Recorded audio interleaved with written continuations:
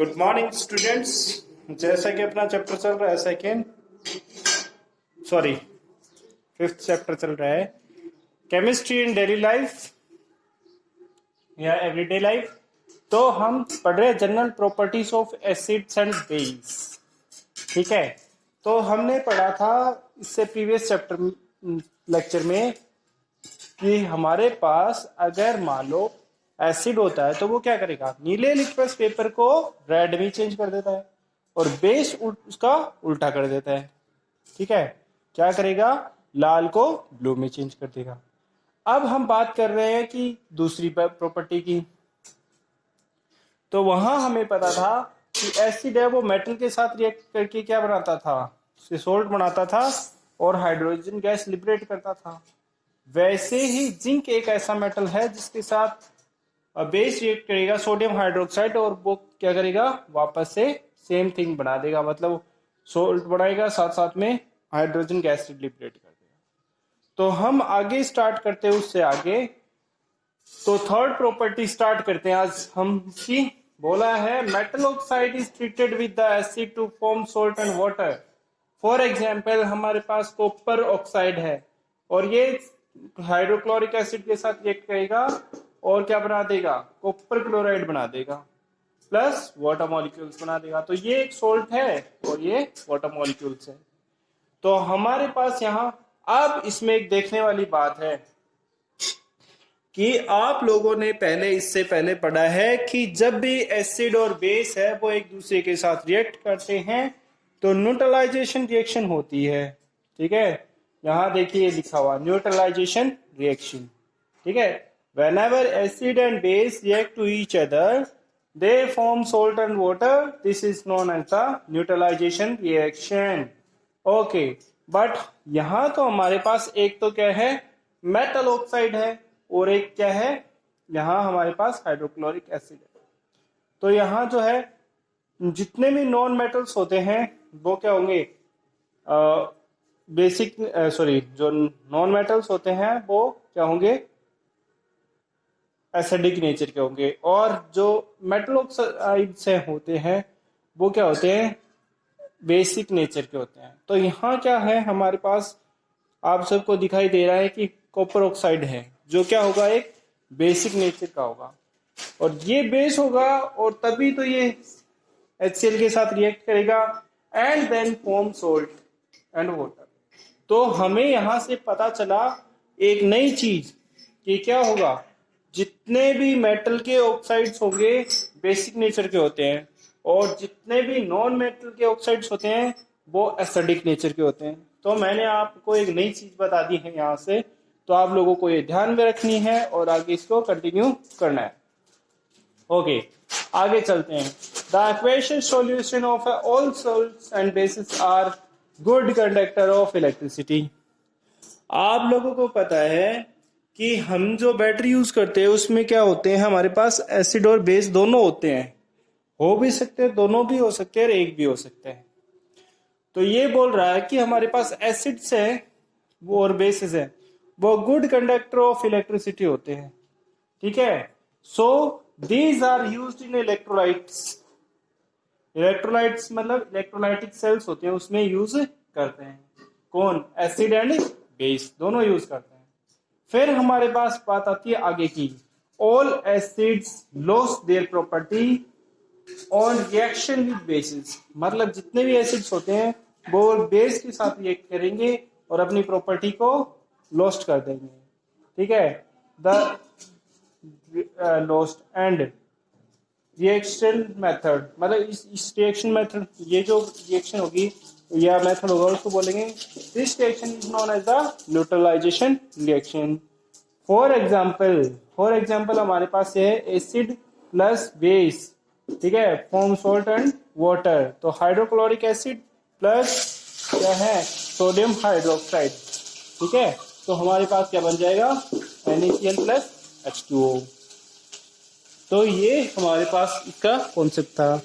अब हम चलते हैं आगे चलते हैं। तो हमारे पास नया टॉपिक है हमारा आज का, वो है uses of acid base and salts. तो सबसे पहले अगर हम बात करते हैं हमारे पास जो है वो सबसे पहले हम एसिड्स की बात कर लेते हैं। तो हमारे पास H2SO4, HCl, HNO3 are the mineral acids. इन सबको हम मिनरल एसिड्स के नाम से जानते हैं।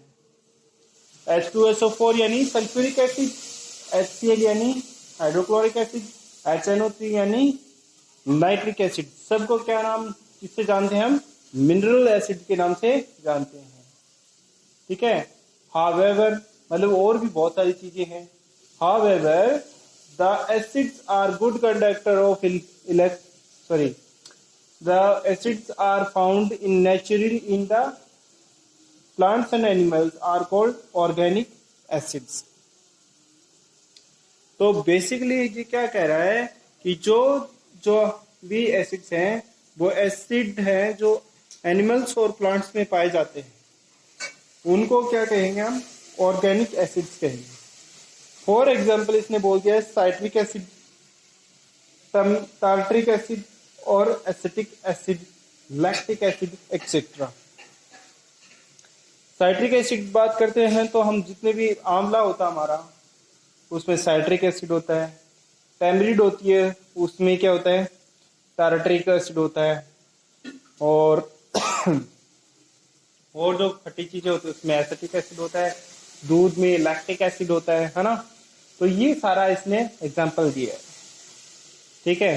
फिर हम आगे देखते हैं, बोला है आगे इसने कि mineral acid act as a, मतलब मिनरल एसिड्स को क्या क्या यूज में ले सकते हैं।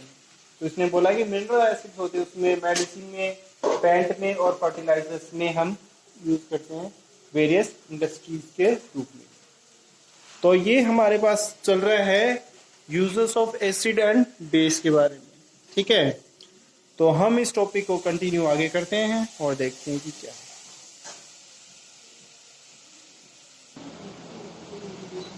तो चलिए आगे स्टार्ट करते हैं अपन। ठीक है। अभी तक हमने कुछ एसिड्स के बारे में पढ़ा था, अब आगे स्टार्ट करते हैं, कुछ और पढ़ लेते हैं। तो यहाँ बोला है कि hydrochloric acid is used to clean and clean the inner surface of boiler और सिंक और सैनिटरी ऑफ मेनी इंडस्ट्रीज।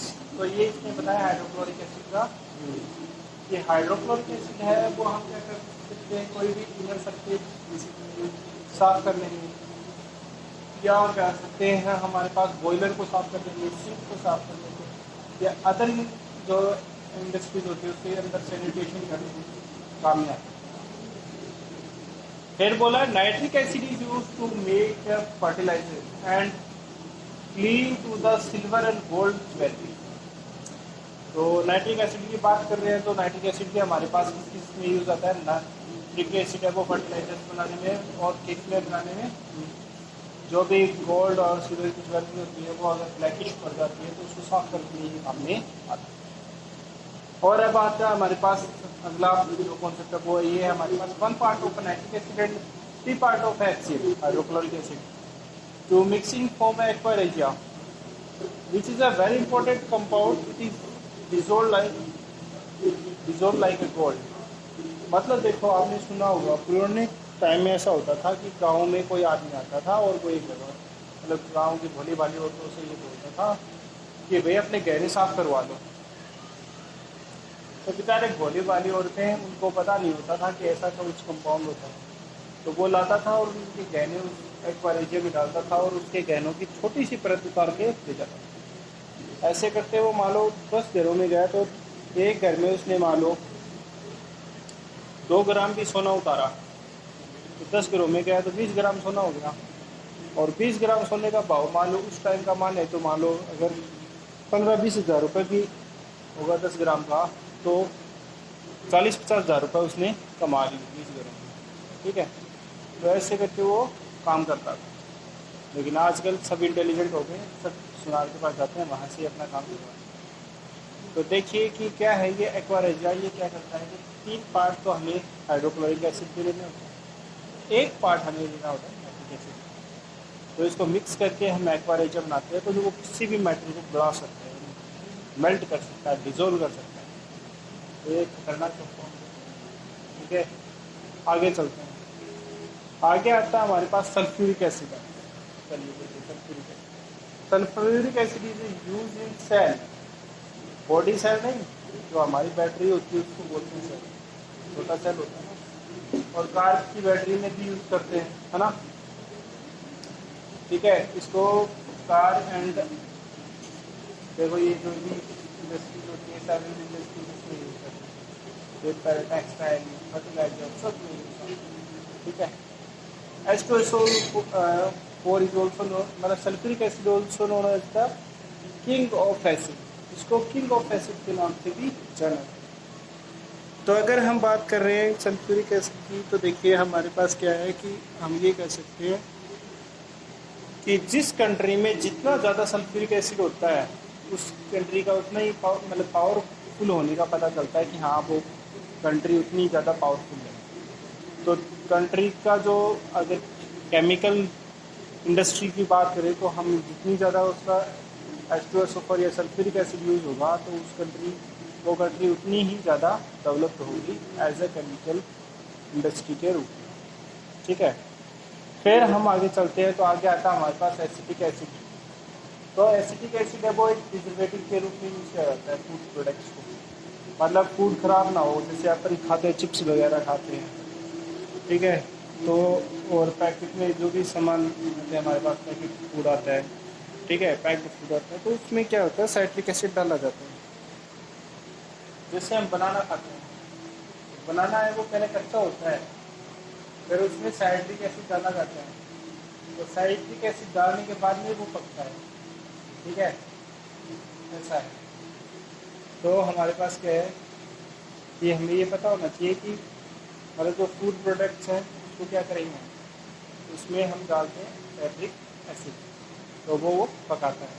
और क्या कर सकते हैं, उसके अलावा भी हम क्या कर सकते हैं, साइट्रिक एसिड है वो प्रिजर्वेटिव के रूप में काम में आता है। ठीक है, आगे चलते हैं, देखिए आगे क्या बोलता है, in the cleaning of the furniture of the wood. अब ये साइट्रिक एसिड है वो अगर हम जो हमारे जो फर्नीचर होता है उसको साफ करने में भी बहुत काम में आता है। तो ये हमारे पास एसिड के जितने भी कॉन्सेप्ट है वो खत्म हो गए हैं। अब हम बात करते हैं बेसिस। तो बेसिस के मामले में हम सबसे पहले स्टार्ट करें सोडियम हाइड्रोक्साइड। सोडियम हाइड्रोक्साइड है वो किस किस में यूज किया जाता है, सोप इंडस्ट्री में, पेपर इंडस्ट्री में और टेक्सटाइल इंडस्ट्री में ये काम में सोडियम हाइड्रोक्साइड। ठीक है, ये हमारे 3 इंडस्ट्रीज में काम में आता है, सोप इंडस्ट्री, पेपर इंडस्ट्री और टेक्सटाइल इंडस्ट्रीज। ठीक है, बाद में आता है हमारे पास कैल्शियम हाइड्रोक्साइड। कैल्शियम हाइड्रोक्साइड की बात करते हैं तो हमारे पास ये है वो किस किस में remove of the acidity of a soil, मतलब जो सॉइल की एसिडिटी है उसको रिमूव करने के काम में आता है। ठीक है, कौन, कैल्शियम हाइड्रोक्साइड। ठीक है, ये किस किस का कंपोनेंट हो सकता है, लाइन का और इंसेक्टिसाइड का कंपोनेंट होता है कौन, और कैल्शियम हाइड्रोक्साइड। तो ये हमारे पास बेसिस हैं। अब कुछ बेसिस और हैं उनको डिस्कस कर लेते हैं और सॉल्ट को डिस्कस करते हैं। तो चलिए आगे स्टार्ट करते हैं। आगे आता है हमारे पास, आगे हम पढ़ रहे हैं जो बेसिस है उसके बारे में। तो अगला बेस है हमारे पास मैग्नीशियम हाइड्रोक्साइड है, MgOH। It is also known as the milk of magnesia.